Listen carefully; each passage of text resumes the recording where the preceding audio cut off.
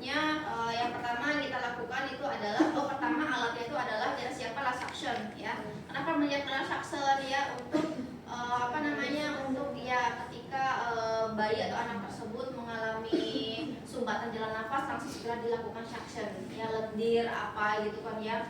Terus memberikan oksigen ya, biasanya ketika otak kekurangan oksigen biasanya itu berdampak pada seseorang itu bisa mengalami kejang tersebut gitu. Jadi dia harus diberikan kebutuhan oksigennya, itu yang paling utama ya. Kenapa? Supaya tidak ada kematian sel-sel di dalam otak ya, karena efek dari kekurangan oksigen tersebut. Karena yang paling utama ketika bayi kejang atau anak kejang itu memang yang utama itu ada diberikan oksigen. Itu sebenarnya yang paling utama kan. Maka kenapa kok orang tuh bisa kejang itu dikarenakan sel-sel yang di dalam otak itu mengalami kekurangan oksigen ya, kemudian saraf-sarafnya sehingga harus dipenuhi dulu kebutuhan oksigen tersebut. Itu yang paling utama sih ketika anak itu kejang gitu ya. Kemudian juga ada kompres ya, biasanya kalau suhunya terlalu tinggi tentunya bayinya akan dehidrasi ya, kekurangan cairan. Nah itu bisa penyebabnya gitu ya. Jadi dia ketika bayinya demam langsung diberikan kompres ya. Jadi kompres yang cepat dalam menurunkan panas itu dengan tepet water spong ini ya. Terus habis itu ada tong spatel ya, dimana itu untuk membuka jalan nafas ya, menekan lidah supaya tidak jatuh ke belakang ya. Jadi dia pakai tong spatel untuk menekan lidahnya, urut suhu, kemudian obat anti kejang ya. Terus ada spet ya, ada kasa ya, kemudian udah ya itu aja alatnya ya. Sudah handscoon dan lain sebagainya ya. Oke, yang pertama itu adalah kita cuci tangan ya, cuci tangan. 6 langkah. Kemudian kita menggunakan handscoon. Bisa masuk ya.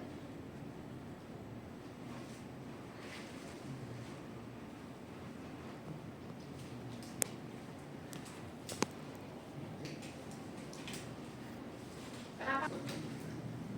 Kemudian setelah itu yang pertama kali kita lakukan adalah dengan membaringkan pasien ya. Kemudian membaringkan, kemudian dimiringkan kepalanya. Cuman kalau misalnya ada di rumah itu dimiringkan seluruh badan, posisi sing.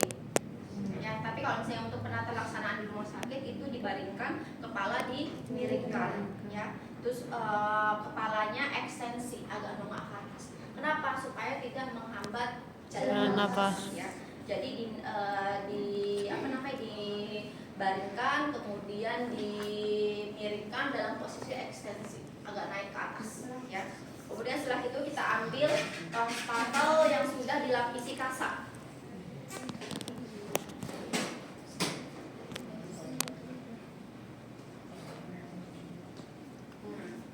Jadi kasa tong spatelnya kita lapisi dengan kasa ya. Nanti ini sudah siap aja deh ya, biar nggak lama waktunya. Ini Bu, satunya udah. Iya. Ibu, itu metodenya steril apa bersih? Mana? Itu. Kalau ini bersih sih. Karena kan kalau bagian mulut itu kan nggak steril.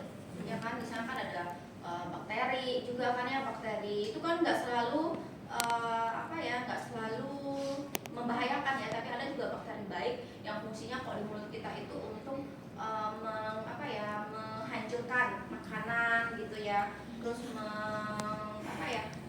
intinya nggak selalu bakteri itu ya jahat lah atau menimbulkan efek yang kurang baik untuk tubuh ya. Jadi itu bersih.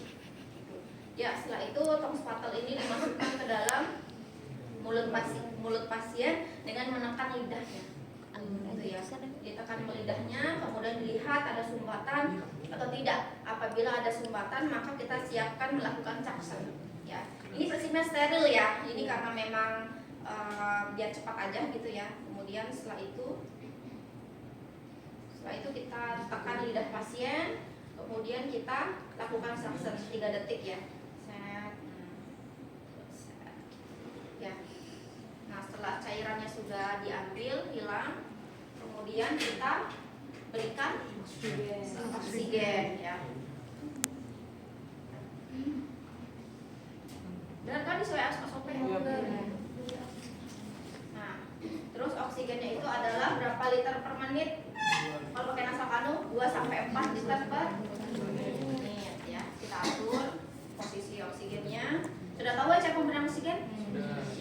ajarin lagi ya. Kemudian kita pasang pernapasan pasien. Ya. Pasang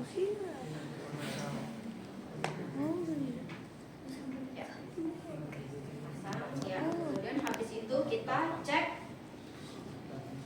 TTV-nya, bener nggak? Ya. Cek TTV-nya, cek suhunya ya.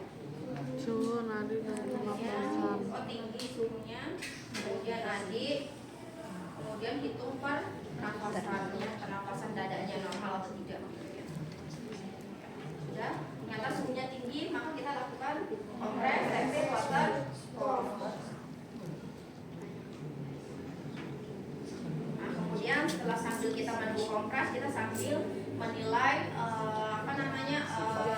ya sifat kejangnya tersebut. Oh, kejangnya pasien masih kejangnya masih tidak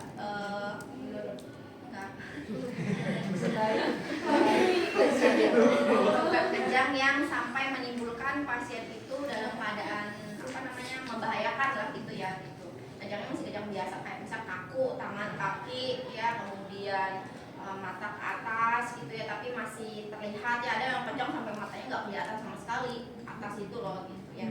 Kemudian tidak ada tanda-tanda pendarahan dan yang lainnya itu dinilai ya. Kemudian juga lamanya berapa lama ya, kalau misalnya tidak lebih dari 5 menit berarti itu masih masih biasa, kejang biasa gitu. Kalau udah lebih dari 5 menit, nah itu baru butuh penanganan yang lebih, karena sangat berbahaya karena itu bisa membunuh kematian kematian sel otak ya, organ tubuh dan lain-lainnya. Nah kemudian habis itu setelah itu apa?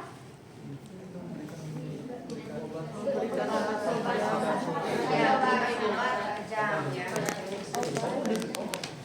Supaya apa? Supaya kejangnya nggak kambuh lagi. Ada orang pasiennya jarak berapa menit kejang lagi, berapa menit kejang lagi, ada yang seperti itu. Ya. Jadi diberikan obat kejang supaya bayi tersebut, anak tersebut tidak kejang secara berulang. Kemudian kita suntikan di intravenous.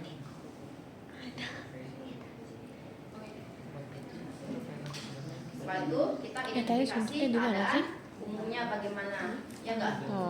Benar nggak ya umumnya?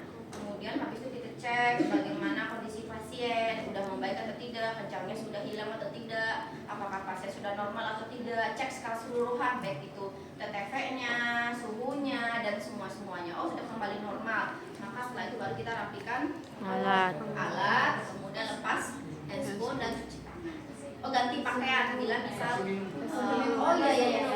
setelah identifikasi keadaannya sudah membaik, tidak kejang lagi, baru kita berikan air hangat, susu atau minum atau yang memang bisa menambah nutrisi dari anak tersebut gitu ya. Dan dikasih minuman atau bedot atau apa gitu ya, dikasih Coca-Cola, alat ya, pas cuci. Saya ulangi sekali lagi ya. Oke, kita menyiapkan alat ya. Kemudian yang pertama kita cuci tangan, kemudian habis itu kita menggunakan handphone ya. Kemudian kita cek jalan nafas menggunakan tong spatel yang sudah di. Terus pakai handphone caranya pas apa? Kita buka jalan nafasnya, oh ada cairan lendir, maka kita lakukan Suction. Terus melakukan suction, lendirnya sudah hilang. Kemudian habis itu kita pasang oksigen ya. Habis kita pasang oksigen, kita cek TTV-nya, suhu, pernapasan dan nadi. Jika suhunya tinggi, maka kita lakukan kompres. Ya, habis melakukan kompres, kita sambil Observasi. kita cek sifat dan lambang kejangnya ya. Sifatnya seperti apa kejangnya ya? Apa sudah badan kaku, kemudian pasien durasinya tidak lebih dari 5 menit ya. Habis itu kita berikan obat anti kejang ya, Minum. supaya tidak kejang secara berulang ya. Makanya gini aja. Nah habis itu kita observasi kembali ya, apakah sudah membaik atau tidak. Kasih Secara minum. keseluruhan, oh sudah membaik, baru kita berikan minuman yang bisa menambah energi ya, nutrisi dari bayi tersebut atau anak tersebut. Setelah itu rapikan alat, lepaskan spoon.